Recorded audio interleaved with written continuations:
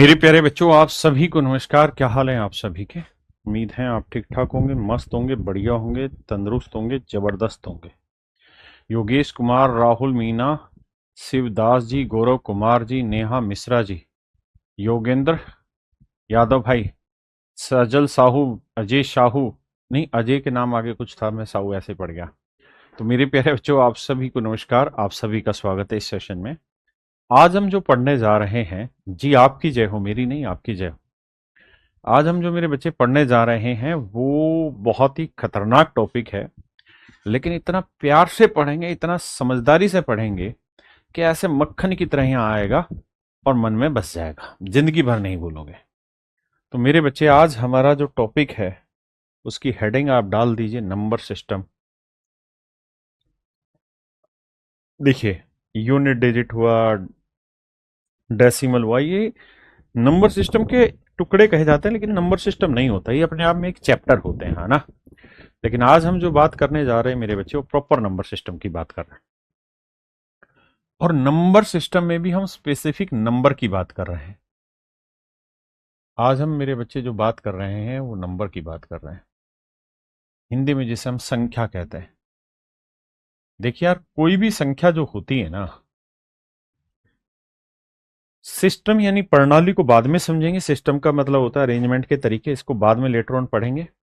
लेकिन अभी हम पढ़ रहे हैं संख्या प्रणाली, मतलब सिर्फ संख्या के बारे में, है ना। तो मेरे बच्चे, कोई भी अगर संख्या लोगे, कोई भी नंबर आप लोगे, तो उसकी दो वैल्यूज होती हैं। एक वैल्यू होती है फेस वैल्यू और दूसरी होती है मेरे बच्चे प्लेस वैल्यू। एक होती है मेरे प्यारे बच्चों फेस वैल्यू और एक होती है मेरे प्यारे बच्चों प्लेस वैल्यू। एक फेस वैल्यू और एक प्लेस वैल्यू। एक का मतलब होता है जातीय मान या अंकीय मान, दूसरे का मतलब होता है प्लेस वैल्यू, यानी उसके स्थान पर आधारित वैल्यू, स्थानीय मान। ये दोनों ऐसे नियम हैं जिनके आधार पर सारे डिविजिबिलिटी के नियम बनते हैं। जी, अस्सीस बंसल। तो मेरे बच्चे, इन्हीं से सारे नियम बनते हैं। तो आइए मेरे बच्चे, इन्हीं से सारे नियम बनने हैं, तो हम इन्हीं बातों को सीखते हैं। एक होता है जातीय मान, एक होता है मेरे प्यारे बच्चों, मतलब जातीय मान को या अंकीय मान भी कहते हैं, और एक स्थानीय मान। जैसे मैं आपको कहूं क्या, तीन की फेस वैल्यू क्या है, तो आप कहेंगे जो इस पे दिखाई दे रहा है ना इसके फेस पे, वही इसकी फेस वैल्यू है। अगर आपने कहा कि तीन पेन दे दो, तो दुकानदार तीन ही पेन निकाल के देगा। ये होता है मेरे बच्चे फेस वैल्यू, जो लिखा हुआ है, जो उसकी फेस की कीमत है वही। लेकिन जो प्लेस वैल्यू होती है वो डिफरेंट होती है। तो फेस वैल्यू का मतलब जो नंबर है वही। जैसे मैं कहूं कि इसमें पांच की फेस वैल्यू बताओ तो पांच है, दो की फेस वैल्यू बताओ दो ही रहेगी, सात की सात ही रहेगी, तीन की तीन ही रहेगी। यानी हर एक नंबर की फेस वैल्यू वही रहती है जो एक्चुअल में वो है। फेस वैल्यू में कोई दिक्कत नहीं है।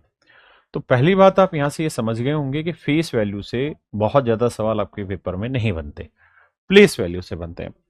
अब आते हैं स्थानीय मान पे। तो मेरे बच्चे, प्लेस वैल्यू का मतलब होता है उसके स्थान के हिसाब से।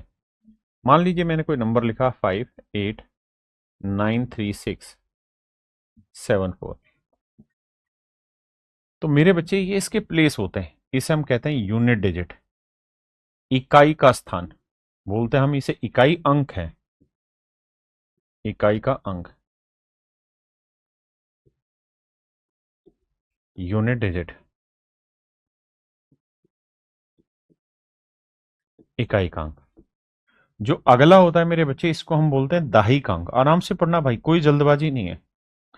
और मेरी हर क्लास को ना रिकॉर्डेड फॉर्म में पढ़ा करो, ताकि आपका समय बचे। और 3x की स्पीड पे पढ़िए, कोई दिक्कत ही नहीं है। दहाई का अंक, इसे हम बोलते हैं टेंथ डिजिट, टेंथ डिजिट। अब थोड़ा फास्ट लिखूंगा। अगले को हम बोलते हैं मेरे बच्चे सैकड़े का अंक, सैकड़े का अंक, हंड्रेड डिजिट, हंड्रेड डिजिट, यानी सैकड़े का अंक। इसके बाद जो आता है मेरे प्यारे बच्चों, ये आता है हजारवां अंक या हजारवां स्थान, इसे बोलते हैं thousand place. Thousand place, spelling पे मत जाना, थोड़ी बहुत गलती हो सकती है। फिर ये 10,000वां, ये लाखवां, ये 10 लाखवां। तो मेरे प्यारे बच्चों ये रहती है आपकी प्लेस वैल्यू। क्या रहती है? Place value. अब अगर मैं इसे प्लेस वैल्यू को ब्रेक करके लिखना चाहूं तो मान लीजिए मैंने कोई नंबर लिखा आपको 5478, तो इस नंबर को प्लेस वैल्यू की फॉर्म में ब्रेक करके लिखेंगे तो ये होगा 1 × 8। इस नंबर को लिखेंगे 10 × 7। इस नंबर को लिखेंगे 100 × 4। और इस नंबर को लिखेंगे 1000 × 5। ये मेरे दोस्तों कहानी होगी प्लेस वैल्यू की, है ना। ये हम कहेंगे इकाई का अंक, इकाई का मतलब एक है। ये है मेरे बच्चे दाहिक अंक, यानी 10 से गुना हो रहा है। ये 100वां अंक है तो 100 से गुना हो रहा है, मतलब 100 डिजिट। ये 1000 डिजिट यानी 1000वां अंक, तो 1000 से गुना हो रहा है। इनको गुना करोगे तो 5000 जमा 400 5400 जमा 70 5470 जमा 8 5478 मेरी वैल्यू बनेगी। क्या मेरी बात समझ पाए? बहुत बढ़िया। दूसरी बात, अगर मैं आपको कहूं कि यार ये कोई नंबर है ए बी सी, इसे प्लेस वैल्यू की फॉर्म में लिख के दिखाइए, तो आप कहेंगे देखिए ये यूनिट डिजिट है तो 1 × C जमा, ये दहाई का अंक है 10th डिजिट तो 10 गुना भी, और ये सैकड़े का अंक है तो मेरे बच्चे 100 × A। हाँ जी,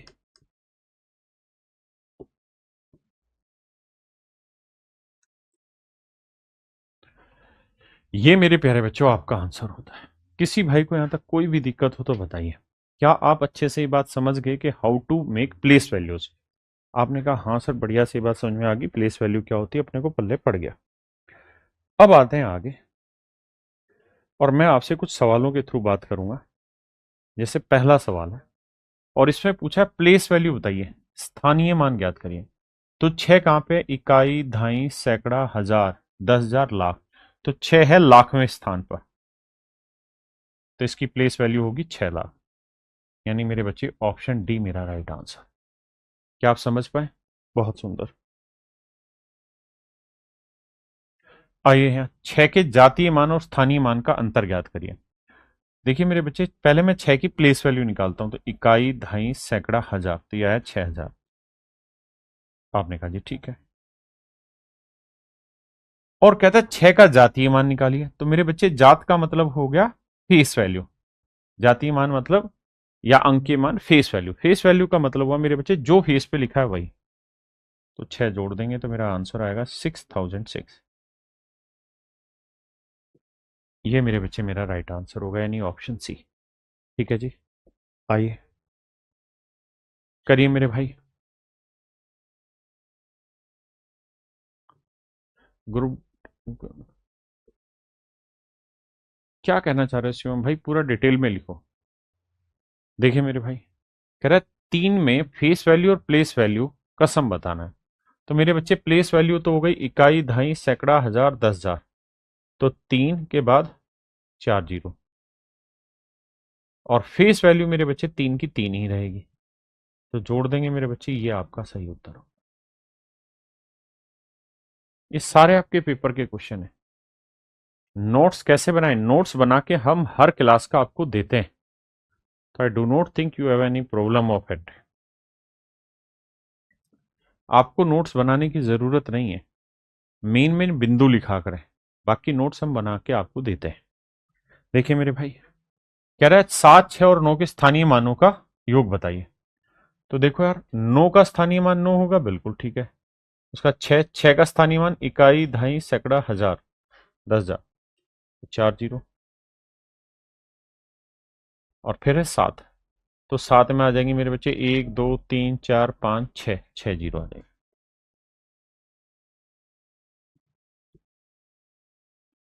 अब इनकी सेटिंग करके जोड़ना है, तो जोड़ोगे तो 9 आएगा आखिरी में, फिर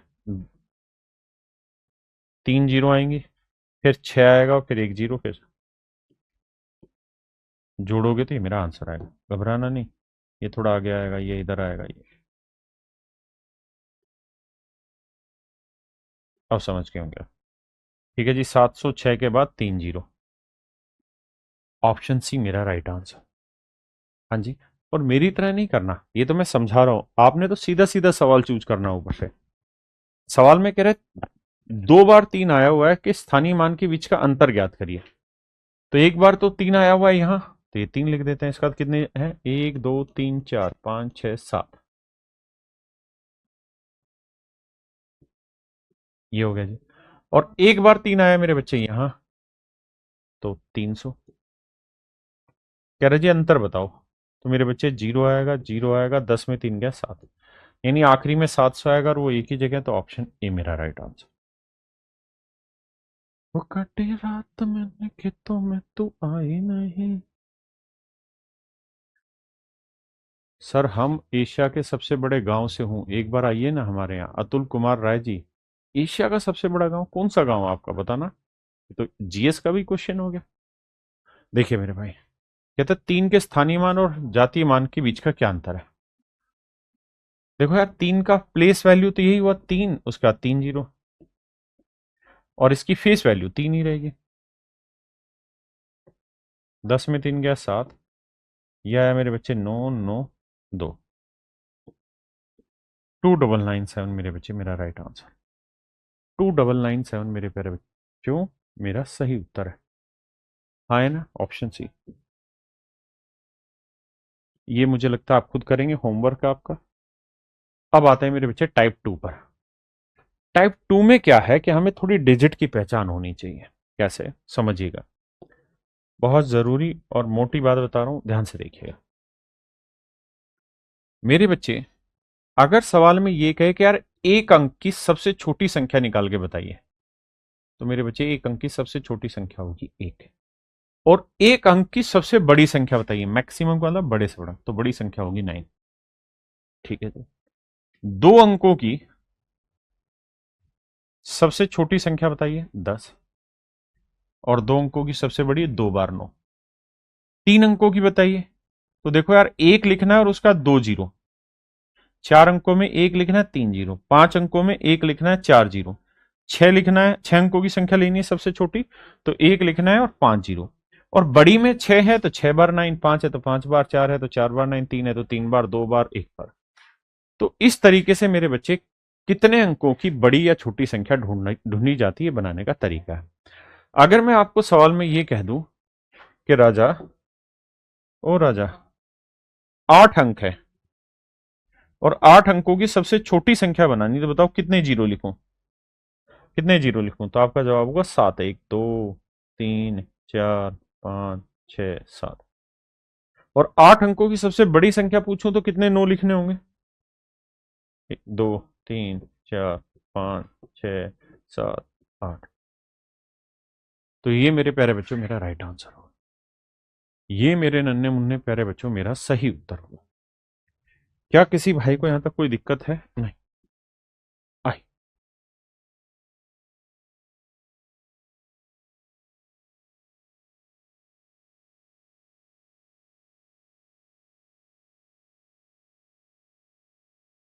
देखिए बाबू, कहता है बाएं से दाएं गिनने पर सम स्थानों पर रखे गए अंकों का योग क्या होगा। देखिए यार, what will be the sum of the digit placed at even place in the number this when counted from left to right. Left इधर हुआ, राइट इधर हुआ, तो लेफ्ट से राइट पे लेना है, तो एक, भाई 2 पे होगा, फिर चौथा डिजिट ये, फिर छठा, फिर 8वां। कह रहा है जी इनका जोड़ बताओ, तो 7 8 2 5, यही हुआ ना भाई, 8 2 10 7 5 15, या उधर से हुआ लेफ्ट टू। देखिए उसने ये कहा कि भाई लेफ्ट से चलो राइट की तरफ जाओ और इवन डिजिट रखो, मतलब इवन प्लेस पकड़ो। इवन प्लेस का मतलब क्या होता है मेरे भाई, वो देखा करो।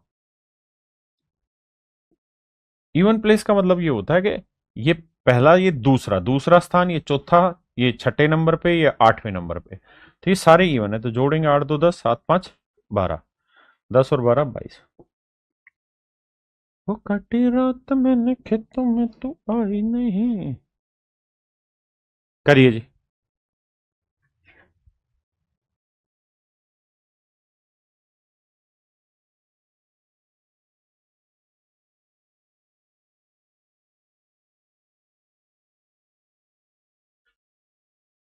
कहता है यार इन अंकों से बनी 5 अंकों की सबसे छोटी संख्या बताइए क्या होगी। देखो यार 5 अंकों की सबसे छोटी संख्या बनानी होगी तो मुझे एक बात बताना कि 10 बड़ा है या 100 बड़ा है कि 200 बड़ा है कि 300 बड़ा है। तो आपका जवाब होगा जिसका ये वाला डिजिट जितना बड़ा होगा नंबर उतना ही बड़ा होता जाएगा, है ना। अगर मैं यहाँ 199 कर दूं यहाँ 200 और फिर भी पूछो कौन बड़ा तो ये बड़ा, क्योंकि पहला डिजिट बड़ा होना चाहिए। और अगर आपको छोटा बनाना है ना तो पहला डिजिट सबसे छोटा होना चाहिए। तो मेरे बच्चे इनमें सबसे छोटा डिजिट क्या है, 0। लेकिन अगर 0 शुरुआत में लगा दोगे और मैं ऐसे लिखूं तो ये एक ही अंक की संख्या बोली जाएगी, दो की नहीं। तो यानी ये तय है कि 0 पहले नहीं आएगा। 0 के बाद सबसे छोटा क्या है, 2, तो 2 पहले लिखो। ठीक है जी। अब फिर उससे छोटा लिखो 0, फिर 2 के बाद 3 लिखो, 3 के बाद 4 लिखो, फिर 5 लिखो। हाँ है ना। यानी जब इधर सर को ना तो छोटे छोटे नंबर लिखते चले जाना तभी वो छोटी होगी। सर मैं यूपी के लंका से हूं। अच्छा भाई, तो 20,345 मेरे बच्चे मेरा राइट आंसर। ऑप्शन डी, ये आपके पेपर के क्वेश्चन है।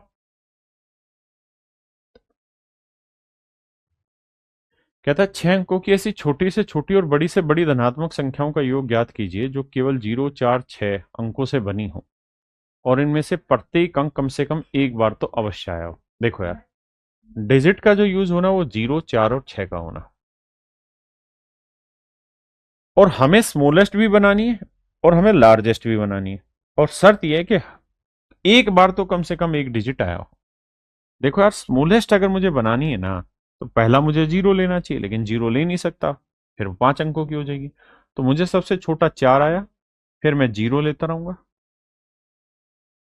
देखो 1, 2, 3, 4, 5। अब मुझे 6 अंकों की बनानी थी। अब मुझे इनमें हर एक डिजिट लेना था। 0 में कई बार ले लिया, 4 एक बार ले लिया, 6 है।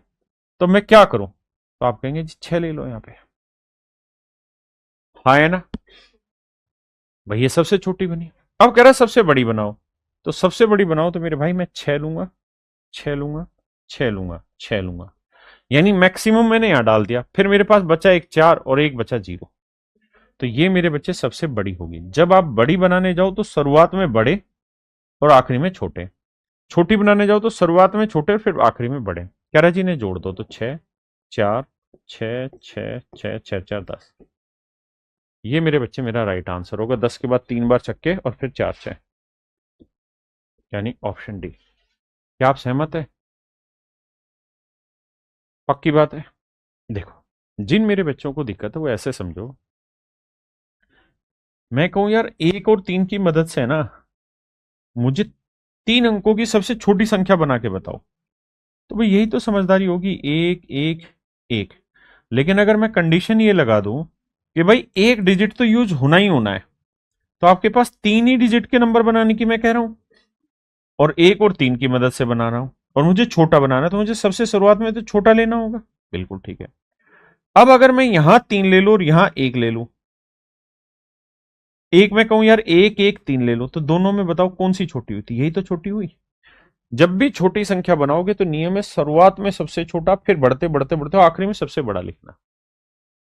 बड़ी बनाओगे तो शुरुआत में बड़ा और आखिरी में सबसे छोटा। अगर 1 और 3 का प्रयोग करके 3 अंकों की सबसे बड़ी संख्या पूछता ना तो मैं कहता 3 1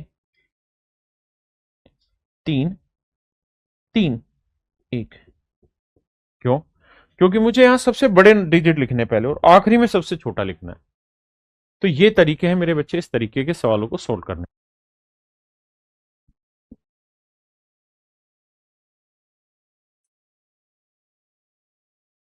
कह रहा है 6 अंकों की सबसे बड़ी, तो 6 अंकों की सबसे बड़ी हो जाएगी मेरे बच्चे 6 × 9।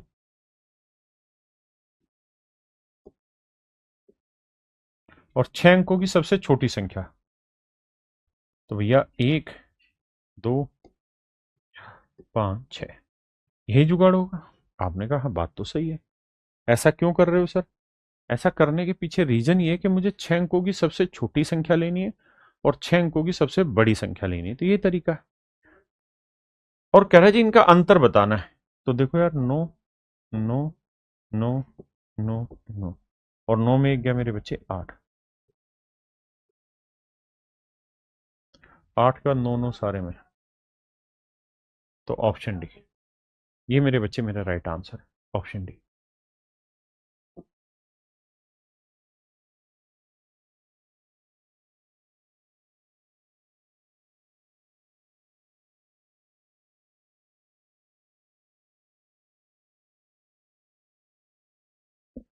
देखिए यार, 4 अंकों की सबसे बड़ी संख्या को 6 अंकों की सबसे छोटी संख्या से घटाया जाता है, तो परिणाम क्या होगा? देखो मेरे बच्चे, 6 अंकों की सबसे छोटी संख्या क्या होगी? 1 2 3 4 5। इसमें 4 अंकों की सबसे बड़ी संख्या घटानी। 10 में 9 हो गया 1, 9 में 9 हो गया 0, 9 में 9 हो गया 0, 9 में 9 हो गया 0, और यहाँ हासिल ली थी तो 9 बचा था, तो आंसर आएगा 9 के बाद 3 0 फिर 1, यानी मेरे बच्चे ऑप्शन डी। ये सारे सवाल आपके पेपरों में पूछे हुए हैं। कह रहा है 5 अंकों की सबसे बड़ी संख्या और 4 अंकों की सबसे छोटी संख्या के बीच का अंतर। तो 5 अंकों की सबसे बड़ी संख्या 4 बार 0, और 4 अंकों की सबसे बड़ी संख्या 4 बार 9। कह रहे जी डिफरेंस बताओ। तो देखो यार, 10 में 9 हो गया 1, यही था ना भाई। 5 अंकों की सबसे, ओहो मैंने गलती कर दी भाई, माफ करना। उसने कहा 5 अंकों की सबसे बड़ी संख्या और 4 अंकों की सबसे छोटी संख्या, तो 4 अंक है तो 3 जीरो आएंगे। कहता डिफरेंस बताओ, तो 9 9 9, 9 में से गया 8 9, तो 9 8 9 9, 9 8 9 9, यानी मेरे प्यारे बच्चों ऑप्शन सी मेरा यहाँ पे राइट आंसर। आइए जी, अब आप अपनी हेडिंग डाल लीजिए मेरे प्यारे बच्चों, क्लासिफिकेशन ऑफ नंबर, जिसे हम एक्चुअल में नंबर सिस्टम कहते हैं, संख्याओं का वर्गीकरण। सबसे पहले कमेंट करके ये बताइए कि आप लोगों को जो नंबर्स में फेस वैल्यू, प्लेस वैल्यू, अंकों की बड़ी संख्या, इतने अंकों की सबसे छोटी संख्या बढ़िया समझ में आती है कि नहीं आती? अगर समझ में आती है तो अब हम आगे आते हैं संख्याओं के वर्गीकरण पर। एक बच्चा पूछ रहा बुक कब आएगा सर? मेरे बच्चे बुक मैं खुद तैयार कर रहा हूं, पहली चीज। आपको कहीं और पैसे खराब करने की जरूरत नहीं, दूसरी चीज।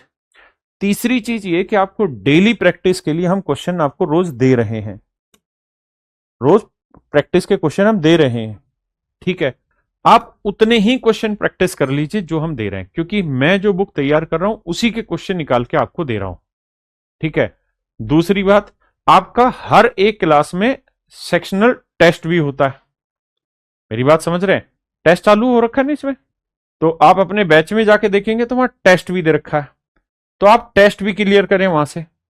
तो आपको प्रैक्टिस के लिए जितने जरूरी कंटेंट हैं हम सारे का सारा प्रोवाइड करने लग रहे हैं। बुक जैसे ही तैयार हो जाएगी मैं आपको बता दूंगा। बाकी बहुत ज्यादा उत्सुक मत होइए पैसे फूकने में माँ बाप के, कि मुझे किताब से कुछ होना है, ऐसा कुछ भी नहीं है। शांति से पढ़ते रहो, प्रैक्टिस के लिए कंटेंट दे रहे हैं, टेस्ट सीरीज आपकी फ्री ऑफ कॉस्ट करा रहे हैं, तो कहीं दूसरी जगह टेस्ट के लिए भी पैसा खराब करने की जरूरत नहीं। अब आइए सवाल पर, क्लासिफिकेशन ऑफ नंबर, संख्याओं का वर्गीकरण। देखो मेरे बच्चे, आपने एक शब्द सुना होगा जिसे हम कहते हैं नंबर लाइन, हिंदी में कहते हैं संख्या रेखा। क्या बोलते हैं? नंबर लाइन, संख्या रेखा। एक ऐसी रेखा जिस पर हम नंबर लिखते हैं, बीचों बीच होता है जीरो, इधर हम लिखते हैं +1, इधर +2, इधर हम लिखते हैं +3, और इधर हम प्लस इंफिनिटी तक जाते हैं। इधर मेरे प्यारे बच्चों -1, -2, -3, और यहां मेरे बच्चे माइनस इंफिनिटी तक। ये रहता है मेरे प्यारे बच्चों नंबर लाइन। आपको कोई भी नंबर, अगर नंबर लाइन पे रिप्रेजेंट, मतलब कोई भी नंबर लेंगे जो नंबर लाइन पे रिप्रेजेंट हो सकता है, जैसे मान लीजिए मैंने आपको कहा कि यार 1.2 बताइए कहाँ आएगा, तो इसका मतलब ये होगा कि आप ये कहेंगे मुझे साथ साथ कि सर एक तो यहां आ गया, अब 1 से 2 के ना 10 टुकड़े कर दो, 1 2 3 4 5 6 7 8 9 10, इसमें जो दूसरा टुकड़ा होगा ना वो रिप्रेजेंट कर रहा होगा 1.2 को। भाई 1.2 का मतलब यही तो हुआ 1 जमा 0.2, 0.2 का मतलब हुआ बटे 10, डेसिमल हटाएंगे तो काटेंगे 1/5, मतलब एक तो पूरा, उसके बाद जो गैप है उसमें 5 टुकड़े कर देंगे, 1 से 2 तक 5 टुकड़े, 1 2 3 4 5, 5 टुकड़े हो गए। इसमें जो पहला टुकड़ा होगा ये रिप्रेजेंट करेगा 1.2 को। हाँ जी, इसी तरह से माइनस वाली चीजों को रिप्रेजेंट करेगा। क्लियर है? अब मेरे बच्चे आगे बात करते हैं। आपने एक चीज सुनी होगी जिसे हम बोलते हैं पाइथागोरस थ्योरम। तो पाइथागोरस थ्योरम क्या होती है आगे आप पढ़ेंगे जब बारी आएगी, अभी मैं हल्के से बताता हूं कि मेरे बच्चे इसे हम बेस मान रहे हैं, इसे मैं बी के नाम से डिनोट करूंगा अभी के लिए, हिंदी में इसे आधार कहते हैं। ये मेरे बच्चे लंब होता है, इंग्लिश में इसे परपेंडिकुलर कहते हैं।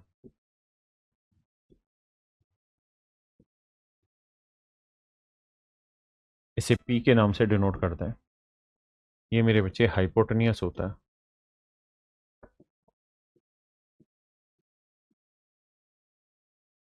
हिंदी में इसे कर्ण कहते हैं, और अपन इसे एच के नाम से डिनोट करें।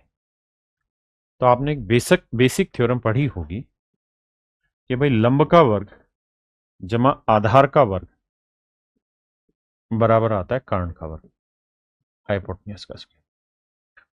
तो मेरे प्यारे बच्चों, अगर मान लीजिए मैं बेस की वैल्यू प्लस माइनस कुछ भी ले लूं, प्लस माइनस में कुछ भी ले लूं, यानी प्लस की ले लूं या माइनस की ले लूं, तो इसका वर्ग करूंगा तो हर हाल में उत्तर पॉजिटिव आएगा। बिल्कुल ठीक है। ऐसे ही मैं बेस की ले ली तो परपेंडिकुलर की मैं कुछ भी ले लूं तो भी प्लस माइनस कुछ भी लूंगा तो मेरे बच्चे वर्क करोगे तो प्लस ही आएगा, और दो पॉजिटिव चीजों को जोड़ेंगे तो आंसर हमेशा पॉजिटिव आया। तो यह आया हाइपोटेन्यूज का स्क्वायर। तो हाइपोटेन्यूज की जो वैल्यू आई वो आई स्क्वायर रूट में प्लस। यहां से एक बात सीखने की है आपके लिए हमेशा के लिए कि सर हमेशा ही रूट के अंदर जो वैल्यू लिखी जाएगी ना वो हमेशा ही प्लस आएगी, और रूट के अंदर जब भी वैल्यू लिखी जाएगी तो प्लस आएगी। क्यों आएगी प्लस? क्योंकि वो इस तरीके से रूट बनता है, ये स्क्वायर इधर आके स्क्वायर रूट बनाता है, तो हमेशा ही ये वैल्यू पॉजिटिव आती है। यानी कोई भी लेंथ अगर होगी ना तो हर हाल में इसके अंदर पॉजिटिव लेंथ होगी। ऐसा नहीं होगा कि -3, क्योंकि ये संभव ही नहीं है। ये संभव इसलिए नहीं है क्योंकि इनका वर्क करके जोड़ेंगे तो ये प्लस आना ये प्लस आना, दो धनात्मक चीजों को जोड़ेंगे तो धनात्मक आएगा, तो वर्क के अंदर हमेशा ही धनात्मक चीजें रहेंगी। तो मेरे बच्चे जिस जिस नंबर को हम नंबर लाइन पे रिप्रेजेंट कर सकते हैं उसे हम रियल नंबर कहते हैं। हम नंबर को बेसिकली दो हिस्सों में बांटते हैं, एक रियल नंबर एक इमेजिनरी नंबर। रियल नंबर होता है the number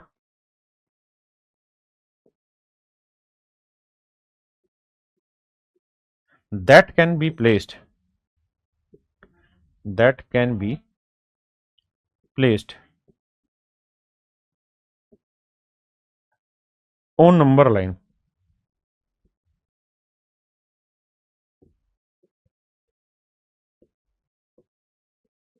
is called real number. Hindi में बोले तो जिस संख्या को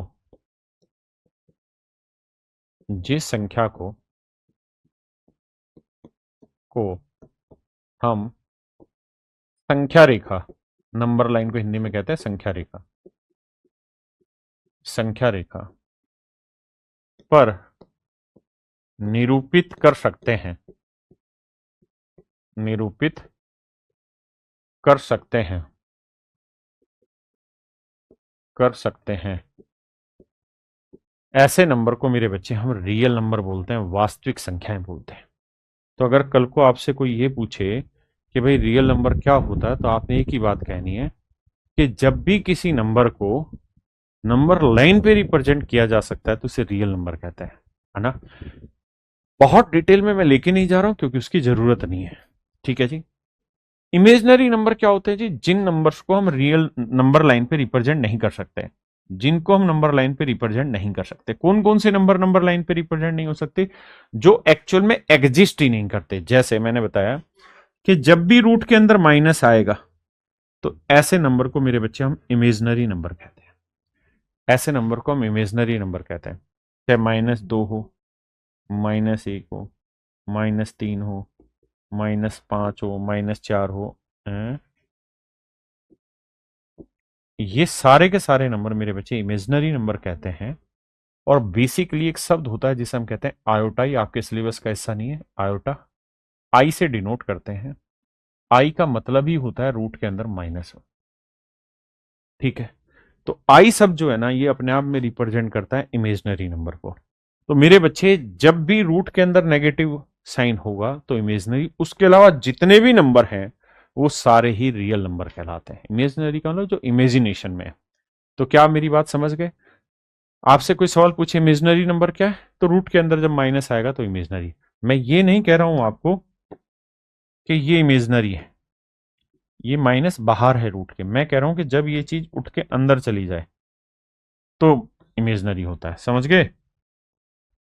बाकी जितने भी नंबर है मेरे बच्चे, वो सारे के सारे आपके क्या कहलाते हैं? रियल नंबर कहलाते हैं।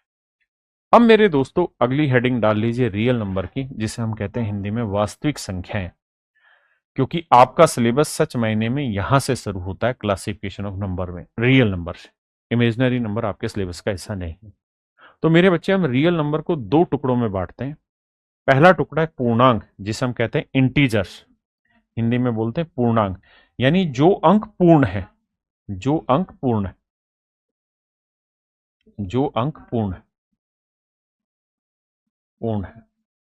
जैसे 1, 2, 0, -5, -7, -11, 39, ये सारे मेरे बच्चे क्या कहलाएंगे? पूर्णांक कहलाएंगे।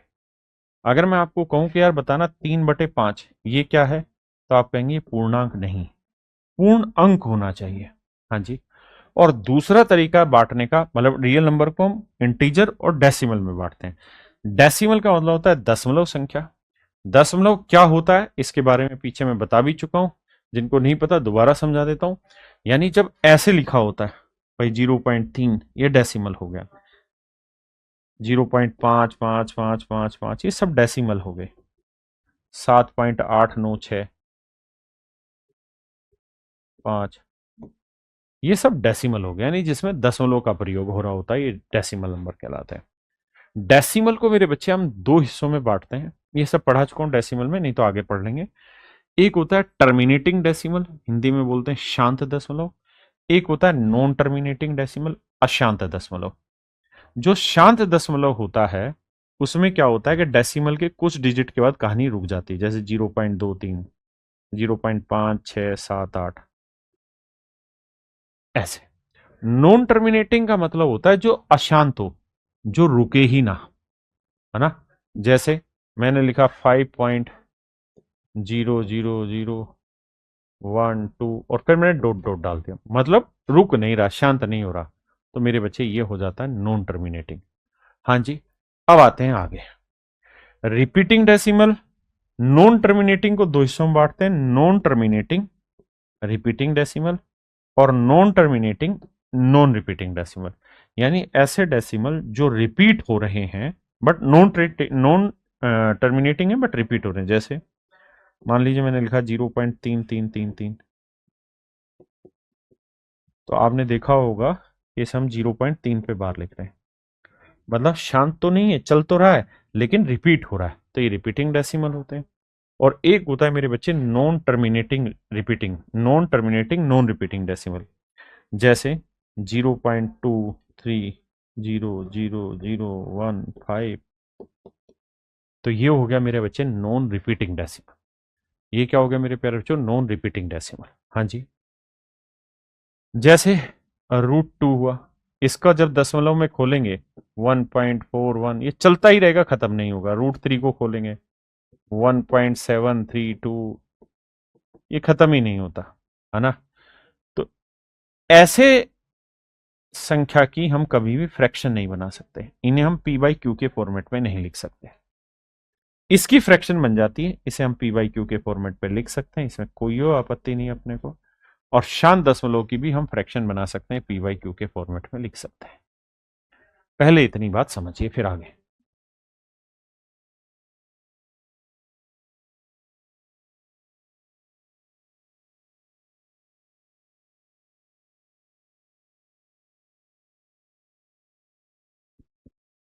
क्लियर है मेरे बच्चे? अब आते हैं रियल नंबर को एक और तरीके से बांटा जा सकता है।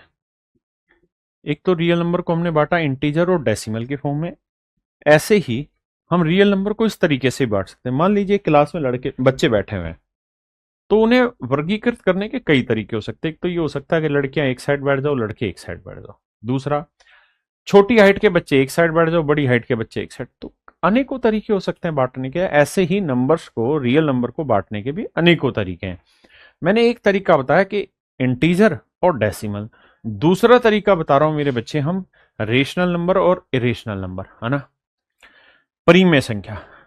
रेशनल नंबर का मतलब होता है परिमेय संख्या, ऐसी संख्या जिसे हम पी बाई क्यू के फॉर्म में लिख दें, जिसे हम पी बाई क्यू के फॉर्म में लिख दें, जहां पी और क्यू दोनों पूर्णांक हो, दोनों पूर्णांक हो, दोनों पूर्णांक हो, और क्यू कभी भी जीरो के बराबर ना हो। Q is not equal to zero. मेरी बात ध्यान से सुनिए। जहां पी और क्यू दोनों पूर्णांक हो, क्यू जीरो के बराबर ना हो, रेशनल नंबर परिमेय संख्या वही होती है जिसे हम फ्रैक्शन की फॉर्म में लिख सकते हैं। इरेशनल नंबर कौन से होते हैं? वे नंबर जिन्हें हम पी बाई क्यू के फॉर्मेट पे नहीं लिख सकते। आप कहेंगे कौन से नंबर नहीं लिखे जा सकते? तो ध्यान देखो, non terminating non repeating decimal को हम फ्रैक्शन की फॉर्म में नहीं लिख सकते। जिन्होंने डेसिमल नहीं पढ़ा होगा उनको थोड़ी दिक्कत आएगी। तो नॉन टर्मिनेटिंग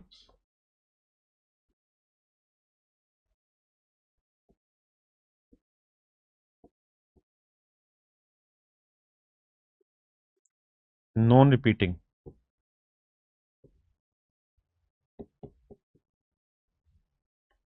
डेसिमल, अशांत, हिंदी में बोलते हैं इसे अशांत अनावर्ती दशमलव।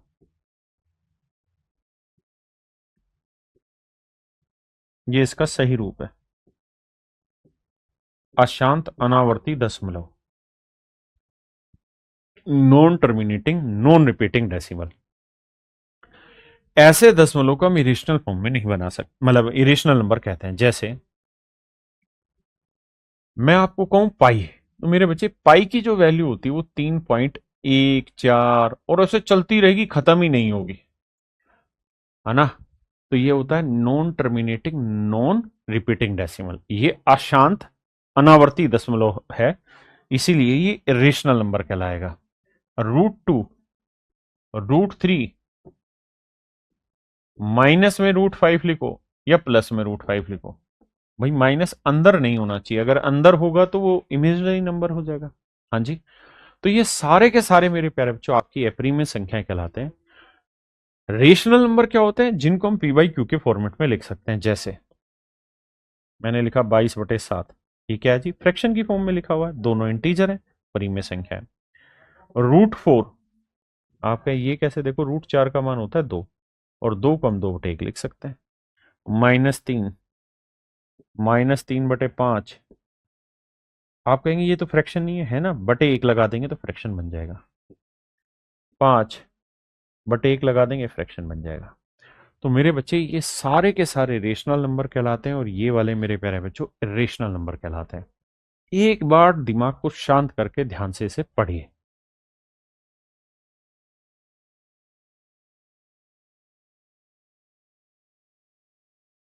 तो मेरे प्यारे बच्चों, मैंने यहां पे ये समझाने की कोशिश की है कि रियल नंबर को हम दो हिस्सों में बांट सकते हैं, एक रेशनल, एक इरेशनल। एक बच्चे को दिक्कत थी पाई से, तो मेरे बच्चे पाई की जो एग्जैक्ट वैल्यू है ना, वो 22/7 नहीं होती। हमेशा ध्यान रखना, ये पाई की लगभग वैल्यू होती है। एक्यूरेट वैल्यू तो ये है 3.14 वाली, इसलिए गलती मत करना। अब आते हैं थोड़ा आगे। तो मेरे बच्चे, हमने डेसिमल पढ़ा हुआ है या पढ़ेंगे, रेशनल मैंने समझा दिया क्या होता है, इरेशनल मैंने समझा दिया। अब आते हैं इंटीजर पे कि भाई पूर्णांक क्या होता है, इंटीजर क्या होता है। तो मेरे बच्चे, अब दोबारा से खींच के लाते हैं उस लाइन को, इस वाली चीज को।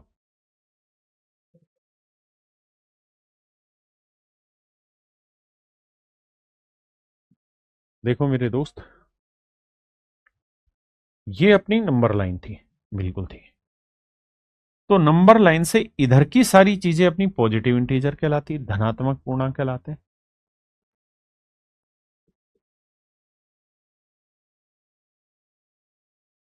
इधर के मेरे बच्चे नेगेटिव इंटीजर कहलाते हैं।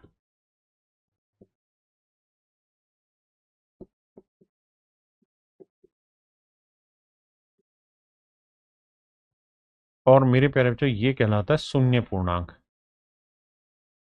शून्य पूर्णांक, जीरो इंटीजर।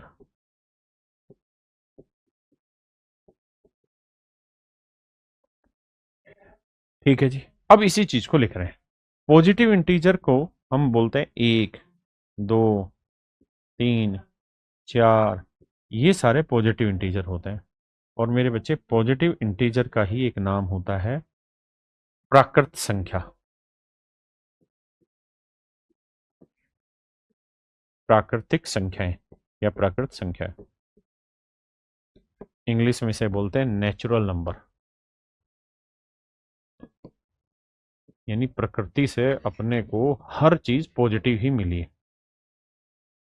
प्रकृति से मेरे प्यारे बच्चों अपने को हर चीज पॉजिटिव ही मिली हुई है। नेगेटिव इंटीजर ऋणात्मक पूर्णांक। ऋणात्मक पूर्णांक में -1, -2, -3, -4। हाँ जी।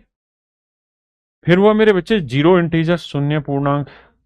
तो शून्य अकेला जो होता है ना मेरे बच्चे, ये कहलाता है आपका शून्य पूर्णांक। शून्य अकेला जो रहता है मेरे बच्चे शून्य पूर्णांक कहलाता है।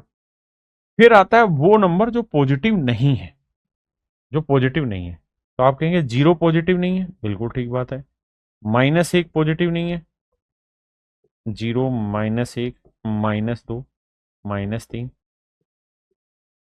ये मेरे बच्चे क्या कहलाएंगे? नॉन पॉजिटिव, यानी जो पॉजिटिव नहीं है। ध्यान रखना, जीरो ना तो पॉजिटिव है ना नेगेटिव, लिख देता हूं। जीरो इज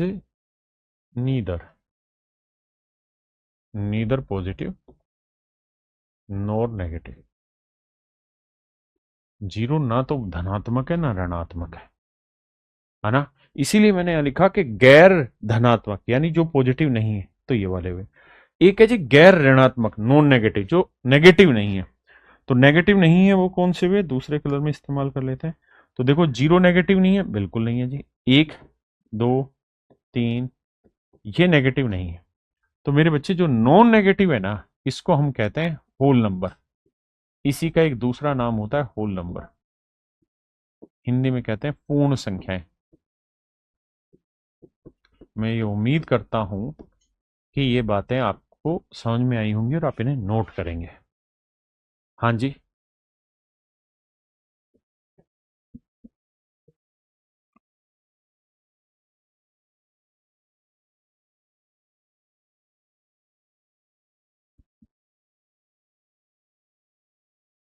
अब आते हैं मेरे बच्चे टुकड़े करते करते पॉजिटिव इंटीजर पे, धनात्मक पूर्णांक पे। धनात्मक पूर्णांक या प्राकृतिक संख्याएं क्या होती है जी? जैसे 1, 2, 3, 4, 5, 6, ये सारे मेरे बच्चे पॉजिटिव इंटीजर होते हैं। इन्हीं को हम नेचुरल नंबर कहते हैं, प्राकृतिक संख्या। अब हम इसके टुकड़े कर रहे हैं। तो मेरे बच्चे पहला टुकड़ा है उसको हम बोलते हैं इवन नंबर, सम संख्याएं। संख्या संख्या लिख दी है, सम संख्या लिखनी थी। ठीक है जी, क्या बोलेंगे इसे हम? सम संख्या।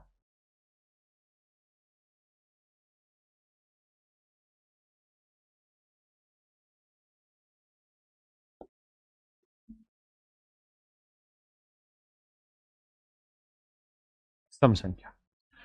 इवन नंबर वे नंबर होते हैं जो दो से भाग हो जाएं, divide by two. Divide by two, जो दो से भाग होते हैं, जैसे 2, 4, 6, 8, 10 एंड ऐसे। ये मेरे प्यारे बच्चों आपके इवन नंबर कहलाते हैं। ओड नंबर वो नंबर होते हैं जो दो से भाग नहीं होते, जैसे 1, 3, 5, 7, 9, 11। ये मेरे बच्चे आपके कहलाते हैं ओड नंबर जो दो से भाग नहीं होते, विषम संख्या।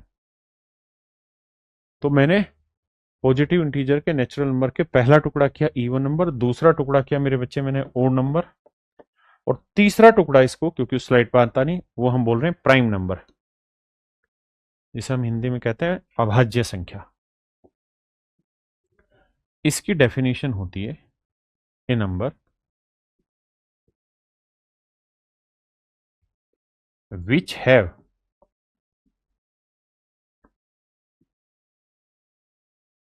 Only two different factors.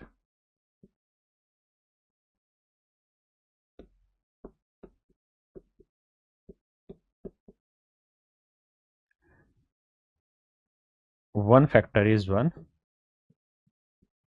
One factor is one, एक फैक्टर तो एक है, एंड द सेकेंड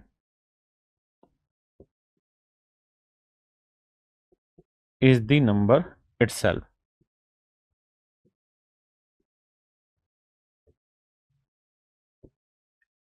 हिंदी में बोलेंगे, जब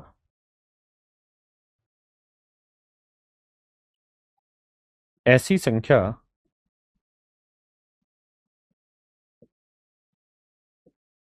जिसके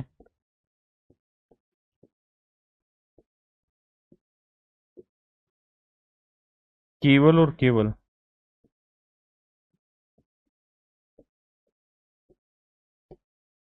दो ही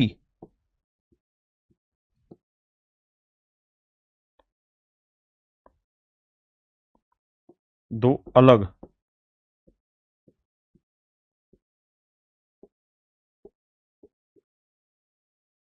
टुकड़े हों।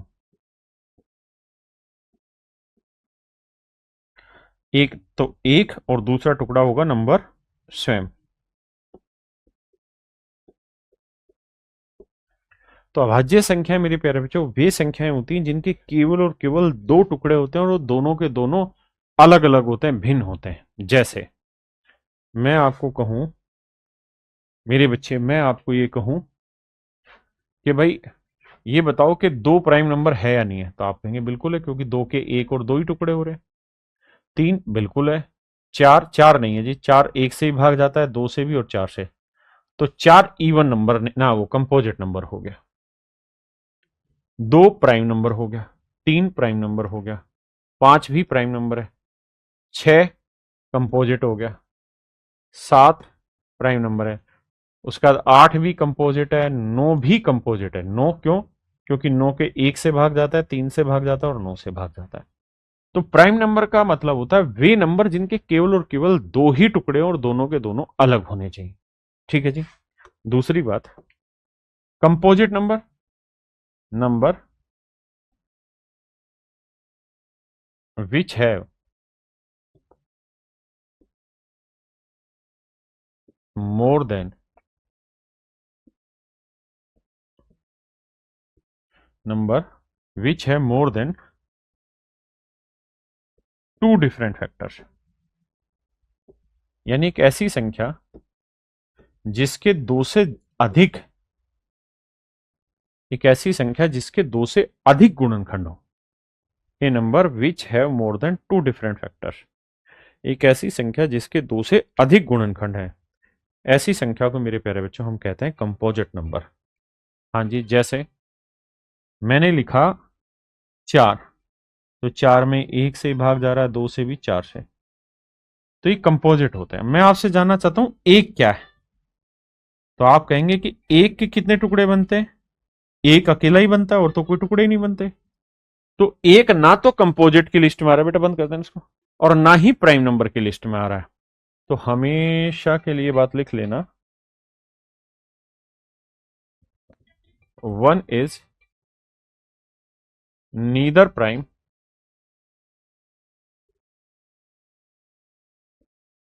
Nor composite.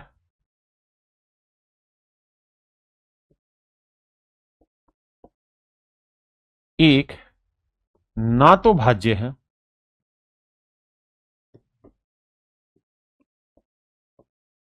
और ना ही अभाज्य है, और ना ही अभाज्य है।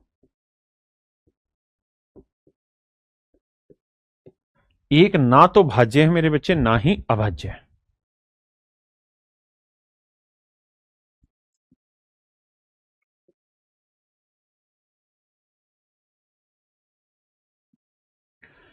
अब मेरे बच्चे हम क्या करते हैं कि प्राइम नंबर को समझने की पूरी डिटेल में कोशिश करते हैं।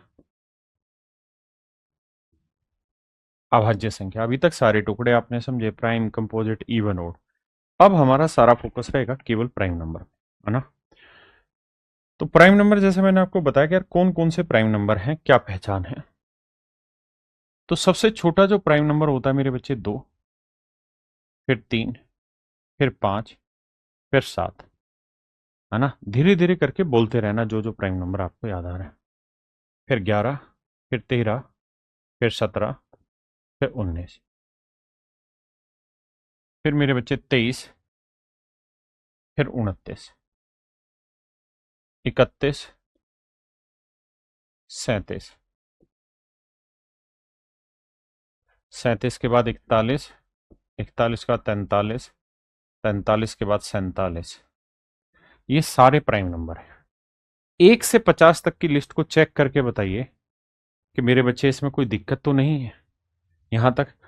और क्या ये 15 है? तो 1 2 3 4, 4 8, 2 10, 2 12 और 3 15। तो एक बात ध्यान रखने की है और वो ये कि मेरे बच्चे 1 से 50 तक 15 प्राइम नंबर होते हैं, 1 से 20 तक 8 प्राइम नंबर होते हैं और 1 से 10 तक 4 प्राइम नंबर होते हैं। इस लिस्ट को बहुत बढ़िया से याद कर लेना। अब आगे की बात समझते हैं। अब मेरे बच्चे, मैं इससे आगे कहानी लेके जा रहा हूं, कहां पर? 50 से आगे। कि भाई ये तो हमने पढ़ लिए 1 से 50 तक, अब 50 से आगे। तो 53 है, 59 है, 61 है, 67 है ना, 71 है, 73 है, 79 है, 83 है,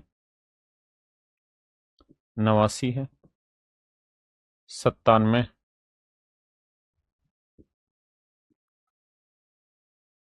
ये मेरे बच्चे प्राइम नंबर है 50 से लेके 100 तक। एक बार लिस्ट चेक करो, अगर कोई मन में डाउट है तो तुरंत कमेंट करो ताकि मैं समझाऊं। एक भाई ने कहा 87, तो मेरे बच्चे 87 प्राइम नंबर इसलिए नहीं है क्योंकि ये 3 से भाग हो जाता है, 3 इंटू 29। ध्यान रखना, प्राइम नंबर वही होते हैं जिनका एक टुकड़ा 1 हो और दूसरा टुकड़ा वो नंबर खुद हो। यानी जब 87 केवल 1 से और 87 से भाग जाता तभी प्राइम नंबर होता। जल्दी से कमेंट करो, जल्दी जल्दी से, थोड़ा फास्ट करो, ढीले मत पड़ो। और कोई चीज जो आपकी नजर में हो जो प्राइम नंबर में छूट रही हो? जी ठीक है। तो मेरे बच्चे कुल मिला के 2 2 4 2 4 2 2 4 3 7 3 2 9 और 1 10, तो कुल मिला के 10 प्राइम नंबर होते हैं 50 से लेके 100 तक, है ना। तो इस लिस्ट को भी चेक करना कि 1 से 100 तक 25 प्राइम नंबर, 1 से 50 तक 15 और फिर 15 से मतलब 100, 50 51 से 100 के बीच में 10 होते हैं, यानी 1 से 100 तक 25 प्राइम नंबर होते हैं। एक भाई ने कहा 33, 33 मेरे बच्चे 3 और 11 से भाग होता है। एक ने कहा 43, 43 हम लिख चुके हैं। 91 ने लिखा, 91 प्राइम नंबर नहीं होता। क्यों? क्योंकि 91 किससे भाग होता है? 13 गुना 7। तो 13 से भी भाग होगा, 7 से भी भाग होगा, 1 से भी, 91 से भी। ठीक है जी। 93, 93 3 से भाग हो रहा है। एक बच्चा कह रहा है 101। हाँ बिल्कुल ठीक है रितेश भाई, 101 प्राइम नंबर है, लेकिन 101 100 के बाद आता है, 100 से पहले गिनती में थोड़ी लिखा जाता है, 100 के बाद आता है। तो इसको खोलो थोड़ा सा दिमाग को। तो ये तो बात आपकी गलत है, 101 नहीं जाना। 56, 56 7 और 8 आता है भाई। एक बच्चा कह रहा है 5 और 97, लिख तो दिया भाई 5 और 97, 5 ये रहा और 97 आखिरी मेरा। 56 7 और 8 56 होता है, 29 लिख दिया है। 88 8 से भी भाग होता है, 11 से भी भाग होता है, ढक्कन। 83 83 लिख दिया है ना। तो मेरे बच्चे जो जो प्राइम नंबर की लिस्ट है वो सारे के सारे प्राइम नंबर मैंने आपको समझा दिए। अब आपको दो तीन चीजें यहां से ध्यान देनी है। पहली चीज तो ये, 1 से 10 तक 4 होते हैं, ध्यान रखना। 1 से 20 तक 8 प्राइम नंबर, 1 से 50 तक 15 प्राइम नंबर और 1 से 100 तक 25 प्राइम नंबर। डायरेक्ट सवाल आते हैं। एक बच्चा कह रहा है जी 51, 51 इसलिए नहीं होता क्योंकि 51 3 से भाग होता है, 17 गुना 3। ठीक है जी, ठीक है भाई। अब हर एक 57 कह रहा है, 57 भी 3 से भी भाग होता है और 19 से भी भाग होता है। अब आप एक ही चीज बार बार रिपीट करो, एक ढक्कन करा 98, 98 दो से भाग नहीं होता, अरे उल्लू। तो 1 से 50 तक कितने प्राइम नंबर होते हैं जी? 15। और 1 से 100 तक कितने प्राइम नंबर होते हैं मेरे बच्चे? 25। अब प्राइम नंबर के भी टुकड़े होते हैं मेरे बच्चे। अब मेरे प्यारे बच्चों, प्राइम नंबर के भी टुकड़े होते हैं। कैसे? एक होता है सॉरी माफ करना, ट्विन प्राइम नंबर, जुड़वा अभाज्य संख्या, है ना, या अभाज्य संख्या के जोड़े। तो ऐसे प्राइम नंबर, ऐसे दो प्राइम नंबर,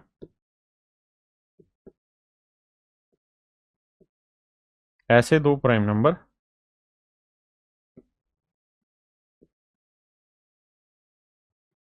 नंबर जिनमें दो का डिफरेंस, दो का difference, the two prime numbers which have a difference of two, ऐसे दो प्राइम नंबर जिनमें दो का अंतर होगा मेरे प्यारे बच्चों, ये सारे के सारे प्राइम नंबर कहलाएंगे। ये सारे के सारे क्या कहलाएंगे? ट्विन प्राइम नंबर कहलाएंगे। को प्राइम नंबर क्या होता है जी? सहभाज्य संख्या। टू नंबर्स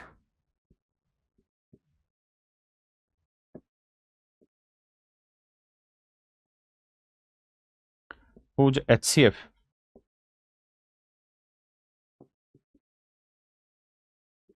is 1, ऐसे दो नंबर जिनका HCF एक हो। ध्यान देना, जैसे 16 प्राइम नंबर नहीं है, 15 भी प्राइम नंबर नहीं है, बिल्कुल ठीक है, लेकिन क्या इनमें कुछ कॉमन आता है? HCF का मतलब होता है हाईएस्ट कॉमन फैक्टर। तो हाँ सर, कुछ कॉमन नहीं आता, तो इसका मतलब इसका HCF हुआ 1, इसका HCF हुआ 1। दूसरा, मैं आपको कहूं 8 और 13, ये कंपोजिट है, ये प्राइम है, क्या इनमें कुछ कॉमन आ रहा है? नहीं, मतलब इनका HCF क्या हुआ? 1, तो ये भी को प्राइम नंबर है। मैं कह दूं 3 और एक कह दूं मैं 7, ये दोनों ही प्राइम नंबर है, तो प्राइम नंबर है तो कुछ कॉमन आएगा नहीं, तो इसका मतलब इनका भी HCF क्या है? 1। तो को प्राइम नंबर होने के लिए जरूरी है कि उन दो नंबर में कुछ भी कॉमन ना आए, है ना। ये जरूरी नहीं है कि वो दोनों प्राइम हो, एक कंपोजिट भाज्य हो सकता है, एक अभाज्य, दोनों ही भाज्य भी हो सकते हैं।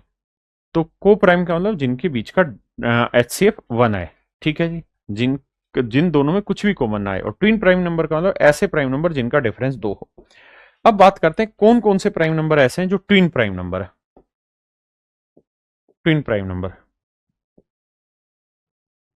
ट्विन प्राइम नंबर, और 1 से 100 के बीच में 8 ट्विन प्राइम नंबर है। तो देखते हैं लिस्ट बनती है कि नहीं। किन किन में 2 का डिफरेंस है? तो आप कहेंगे 3 और 5 में 2 का डिफरेंस है, बिल्कुल ठीक है, एक हुआ जी। 5 और 7 में 2 का डिफरेंस है जी, 2 हो गए। और 11-13 में 2 का डिफरेंस है जी, बिल्कुल ठीक है। 17-19 में 2 का डिफरेंस है जी, हाँ जी। और बाकी 23-29 नहीं जी, 31-37 नहीं, 41 और 43 में 2 का डिफरेंस है जी, बिल्कुल ठीक है जी। 53-59 नहीं, 61-67 नहीं, 71 और 73 में। देखना भाई, कुछ छोड़ दिया हमने। एक 29 और 31 भी तो है, 29 और 31 में भी तो 2 का ही डिफरेंस है। आपने कहा हाँ सर 2 का डिफरेंस है, 2 का डिफरेंस है। और देखना क्या छोड़ दिया हमने, एक हमने 59 और 61 भी तो छोड़ दिया, इनके बीच का भी तो डिफरेंस 2 ही है। 59 और 61, इनके बीच का डिफरेंस 2 है, और एक 71-73। तो मेरे नन्हे मुन्ने प्यारे बच्चों, ट्विन प्राइम नंबर वे प्राइम नंबर होते हैं जिनके बीच का डिफरेंस 2 है। तब बताइए 1 से 100 तक और कितने ट्विन प्राइम नंबर रहेंगे जो मैं नहीं लिख पाया। अगर आपकी सर्च यहां पूरी हो गई है तो लिख लीजिए कि 1 से 100 तक 8 ट्विन प्राइम नंबर होते हैं। From 1 to 100, 1 to 100 there are 8 twin prime number, 8 twin prime number, 8 अभाज्य जोड़े। कितने मेरे बच्चे? 8 अभाज्य जोड़े, पक्की बात है। आइए जी, अब यहां से सवालों की प्रैक्टिस करना स्टार्ट करते हैं। देखते हैं कितने बच्चे अब इन सवालों का जवाब दे पाएंगे। Please answer me.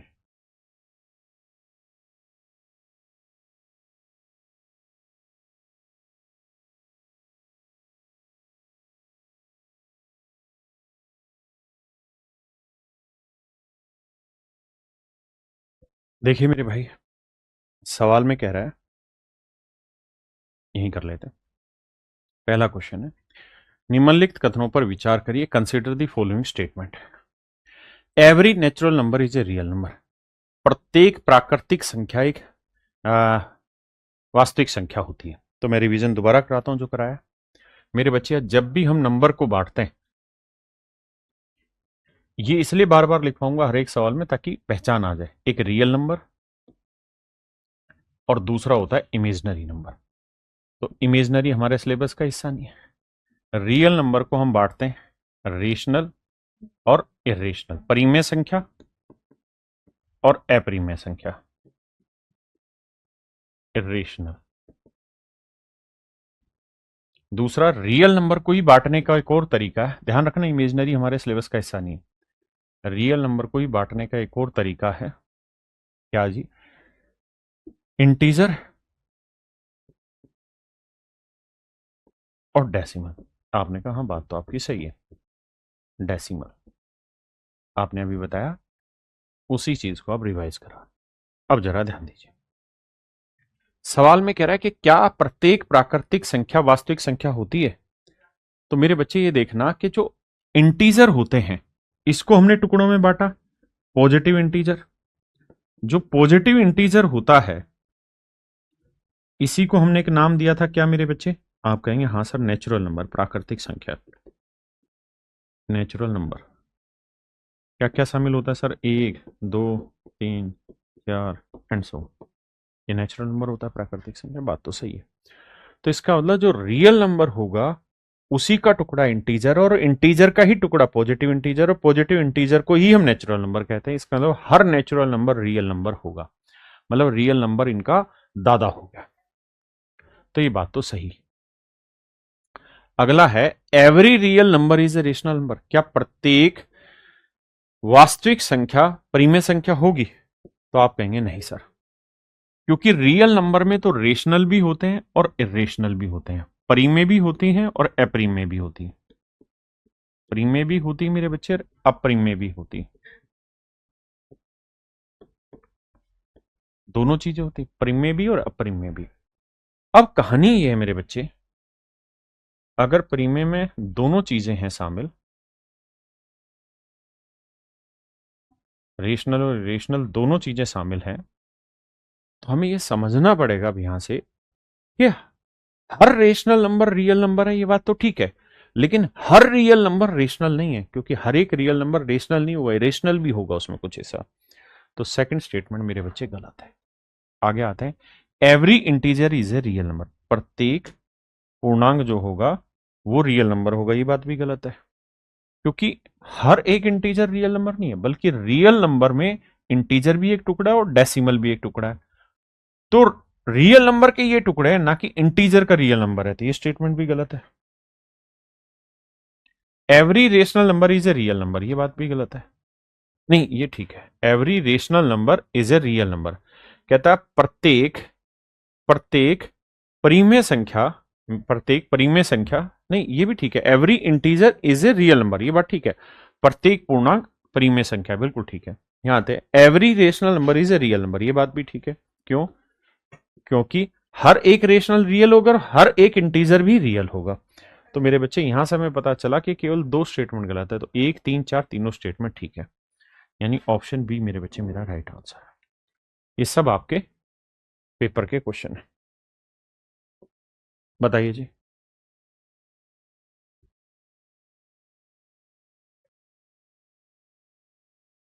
देखिए मेरे दोस्त, जब आप इंटीजर को बांटते हैं तो एक होता है पॉजिटिव इंटीजर, एक होता है जीरो इंटीजर, है ना? एक होता है नेगेटिव इंटीजर और एक होता है नॉन नेगेटिव। नॉन नेगेटिव, जो नॉन नेगेटिव होता है इसी को हम बोलते हैं मेरे बच्चे होल नंबर, पूर्ण संख्या। पीछे लिखवाया था, इसी को मेरे बच्चे हम बोलते हैं पूर्ण संख्या। इसमें जानते हो क्या क्या शामिल है? इसमें जीरो भी शामिल है, 1, 2, 3, 4, ये सब होल नंबर कहलाते हैं। अब हमसे सवाल में ये पूछा हुआ है कि भाई zero is a whole number, बिल्कुल ठीक बात है कि हाँ भाई जीरो एक होल नंबर है, क्योंकि जो होल नंबर है वो नॉन नेगेटिव इंटीजर होता है और जीरो उसमें शामिल होता है। तो ये बात तो सर सही है कि पहले वाली स्टेटमेंट ठीक है। अब आते हैं every integer is a whole number. हर एक इंटीजर होल नंबर होता है, प्रत्येक पूर्णांक एक पूर्ण संख्या है। देखो जी, प्रत्येक पूर्णांक क्या एक पूर्ण संख्या है? नहीं भाई, जो पॉजिटिव इंटीजर होते हैं, एक जीरो इंटीजर होता है, एक नेगेटिव इंटीजर होता है, एक नॉन नेगेटिव होता है, एक नॉन पॉजिटिव होता है। तो होल नंबर तो केवल नॉन नेगेटिव को रिप्रेजेंट कर रहा है, नॉन नेगेटिव को, है ना। नेगेटिव इंटीजर को थोड़ी रिप्रेजेंट करने लग रहा है, ये तो नॉन नेगेटिव है। तो हर एक whole number, every integer is a whole number, ये बात गलत है। जैसे -1 इंटीजर है लेकिन ये होल नंबर नहीं है, तो सेकंड स्टेटमेंट गलत है, मतलब ओनली वन इज करेक्ट। बताइए जी।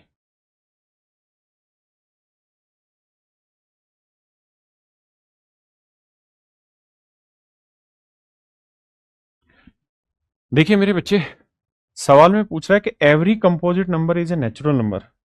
जब आपको याद होगा कि हमने टुकड़े किए अभी, तो मैंने लिखा कि नो ना पॉजिटिव इंटीजर यहां लिखा, है ना, पॉजिटिव इंटीजर लिखा।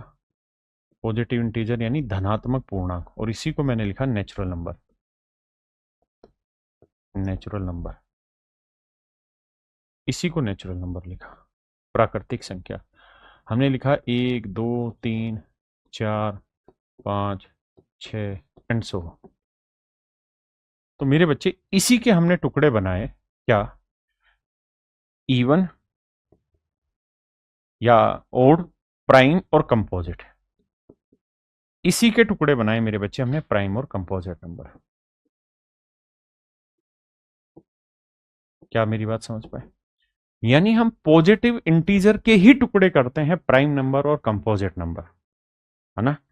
तो इसका मतलब हम ये कह सकते हैं कि अगर जीरो आ रहा है, तो जीरो तो इस लिस्ट में है ही नहीं, तो हम लिखेंगे zero is neither prime nor composite. Neither prime nor composite. Zero जो है ना तो प्राइम है ना ही मेरे बच्चे कंपोजिट है। जीरो जो है ना तो भाज्य संख्या कही जाएगी ना ही अभाज्य संख्या कही जाएगी। तो इस लिहाज से देखिए तो every composite number is a natural number. तो भाई जो भी कंपोजिट नंबर होगा वो इन प्राकृतिक संख्या का ही तो टुकड़ा होगा, बिल्कुल ठीक बात है। तो उस हिसाब से देखें तो ये स्टेटमेंट बिल्कुल ठीक है कि हर कंपोजिट नंबर एक नेचुरल नंबर होगा। दूसरा है कि क्या हर एक होल नंबर नेचुरल नंबर होगा? नहीं। क्यों भाई? इसलिए नहीं होगा क्योंकि हर एक होल नंबर में जीरो भी शामिल होता है, और जीरो नेचुरल नंबर नहीं होता। तो मेरे बच्चे सेकंड स्टेटमेंट गलत है, यानी ओनली फर्स्ट स्टेटमेंट यहां करेक्ट है। चलिए मेरे प्यारे बच्चों, आज के लिए फिर इतना ही रखते हैं। आप सभी को नमस्कार, धन्यवाद, thank you, have a nice day to everyone. Thank you मेरे बच्चे, थैंक यू।